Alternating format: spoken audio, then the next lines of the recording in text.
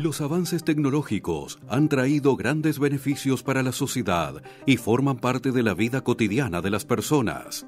Pero en los últimos años, la violencia digital contra las mujeres ha crecido enormemente. Las nuevas herramientas digitales se convirtieron en un terreno ideal para los ciberdelincuentes y acosadores.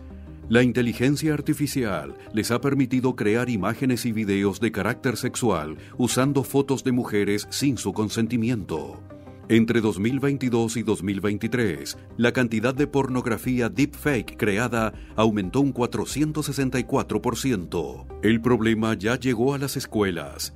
En Ecuador, 2 jóvenes estudiantes utilizaron las fotografías de 24 compañeras para crear imágenes y videos sexuales a través de la inteligencia artificial. Este no fue el único caso. En Perú y otros países de Latinoamérica se está viviendo el mismo problema. En un colegio de la capital, ubicado en el Valle de los Chillos, 2 adolescentes de este colegio habían tomado fotos incluso de los perfiles de sus compañeras y a través de la inteligencia artificial, de ciertas apps que facultan o permiten o facilitan el poder incluso hacer desnudos, ¿no es cierto?, o videos hiperrealistas, habían modificado estas imágenes sin su consentimiento. Las chicas afectadas oscilaban entre primero de bachillerato a tercero de bachillerato. Y claro, ellas se reconocían en las fotos, ¿no? Comenzaba a circular estas fotos y de alguna manera una y otra se reconocían e iban conversando y decían: acabo de ver una foto tuya, tú también estás en las fotos, y así es como, digamos, se genera este secreto a voces. Llega a conocimiento de la rectora, este colegio religioso, y lo que se hace es una reunión con algunos padres que piden explicaciones, alrededor de 50 padres, y entre la rectora y el procurador de esta congregación deciden minimizar este hecho. Cuando hablamos de menores, no solamente se busca o se habla desde el lado penal, porque lo importante es entender qué facultades y qué herramientas tuvieron estos menores, al menos en el caso de Perú. Lo que sucedió fue que compañeros del salón de otras niñas publicaron estas imágenes y bueno, generaron estas imágenes. Entonces, si es que analizamos desde el punto legal, estaríamos hablando del delito de pornografía infantil. ¿Por qué? Porque han utilizado una inteligencia artificial, han utilizado una herramienta digital para fabricar contenido pornográfico. No obstante, es importante tomar en cuenta que cuando hablamos de menores o de adolescentes que infringen normas penales, no se busca la sanción, sino se busca la resocialización. Y es por eso que es tan importante entender qué es lo que está pasando y cómo está escalando este nivel de violencia, ya no solo de mayores de edad a menores o de mayores entre mayores, sino también dentro de los colegios. La violencia digital es una problemática que ha ido avanzando a lo largo de los años. Los delitos de sextorsión y ciberacoso son los más comunes entre las mujeres. Se tratan de situaciones que mediante el uso de tecnologías limitan la libertad, generan relaciones desiguales, provocan daños a la imagen pública de la víctima y afectan su privacidad. La violencia digital de género es un fenómeno y es hoy día una problemática que ha ido cambiando y diversificando también en su forma de entender.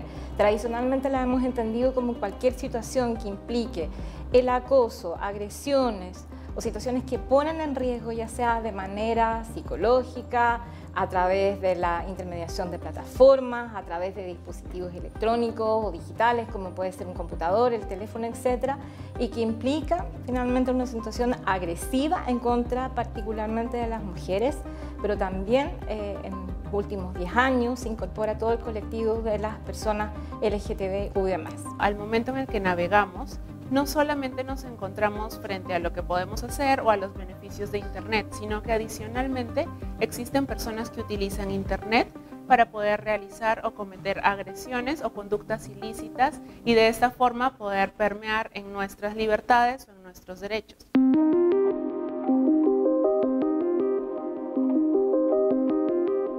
Internet tiene 4 características esenciales que pueden ser aprovechadas por los agresores. Uno es la proximidad. No es necesario, y antes sí lo era, estar al costado de la víctima. Adicionalmente, Internet también tiene la característica de la viralidad y la temporalidad. ¿Qué sucede? Cuando nosotros subimos un contenido entre una publicación, una fotografía, un video, nosotros dejamos de tener agencia sobre este contenido. Y por último, es el tema del anonimato. A través de las redes sociales, de Internet y de diversas herramientas que nos ofrecen cuando navegamos en Internet, nosotros podemos crear correos, crear cuentas de plataformas digitales sin la necesidad de identificarnos o de poner nuestros datos personales.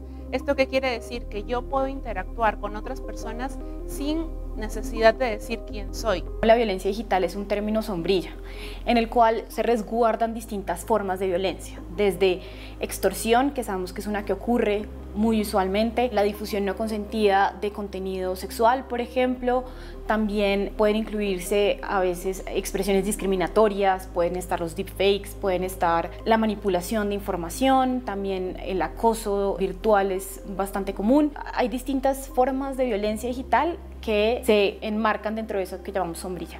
En América Latina, la lucha contra la violencia de género está a la vanguardia.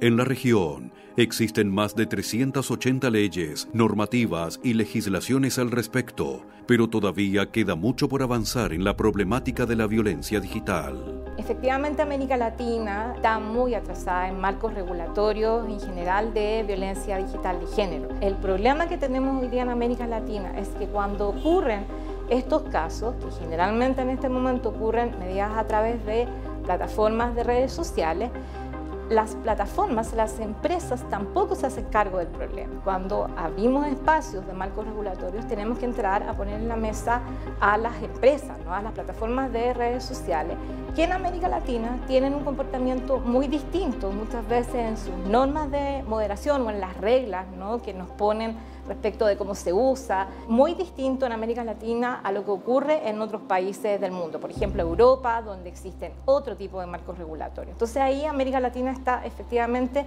en un desnivel muy fuerte.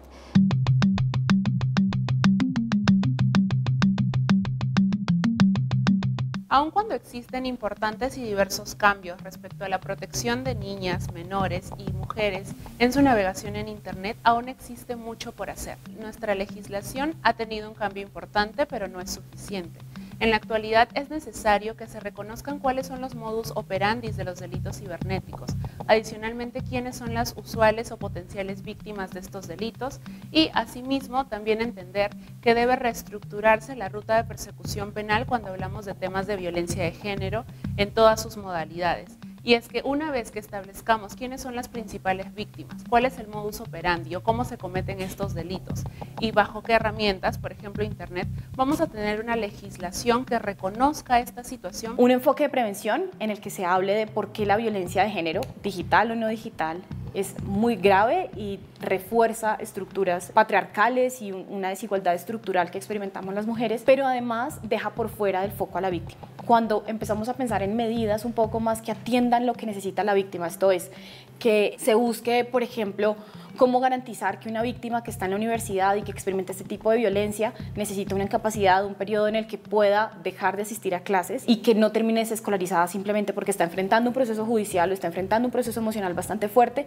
Ese tipo de medidas son las que son necesarias. Parte de los componentes que deberían incluir en todo colegio y escuela son las capacitaciones, ¿no? A docentes, a las autoridades, a quienes se encuentran al cargo del cuidado de los niños. Entonces es importante eso, pero también es importante cumplir la norma. Hay nuevas reformas a la LOI desde el 2021 que establecen con claridad que hay que implementar mecanismos de prevención, de atención, de reparación de toda forma de violencia en las escuelas. Y eso no se está cumpliendo. La educación es el primer paso para prevenir que niñas y adolescentes sufran de violencia digital en las escuelas. Es necesario que cuenten con herramientas que les permitan ejercer su ciudadanía digital de forma segura, en un mundo que los adultos todavía no terminan de comprender. La conciencia y la colaboración de la sociedad en conjunto, con legislaciones que permitan abordar estos temas, es fundamental para combatir una amenaza que no para de crecer. Cuando hablamos de prevención de violencia en línea y de violencia en género en cualquiera de sus manifestaciones, es importante tomar en cuenta la capacitación o cuál es la agencia o el poder que tienen los padres sobre menores. Y en este caso, el primer paso es hablar de la brecha de Internet. Si es que tenemos a menores que acceden a Internet y a padres que no conocen el funcionamiento de Internet o que no tienen acceso a las tecnologías, va a ser muy difícil o va a ser casi imposible que ellos puedan manejar, que ellos puedan aconsejar a sus hijos. Entonces, una vez que ya todos estamos capacitados en Internet, a partir de ahí el Estado podría crear planes de desarrollo, planes de capacitaciones, tanto a padres como a menores a nivel escolar, a nivel social, y así poder hablar de cuáles son los niveles y los grados de afectación de la violencia en línea. Es imposible pensar que hasta el día de hoy la escuela no ha podido ver a los medios de comunicación, a los medios telemáticos, a las tecnologías de la información como una herramienta básica, indispensable a la hora de educar a nuestros niños. Si no integramos y no la vemos como herramienta y no ponemos parámetros para trabajar frente al mundo digital, que es un mundo que también los chicos se desenvuelven y debe ser protegido.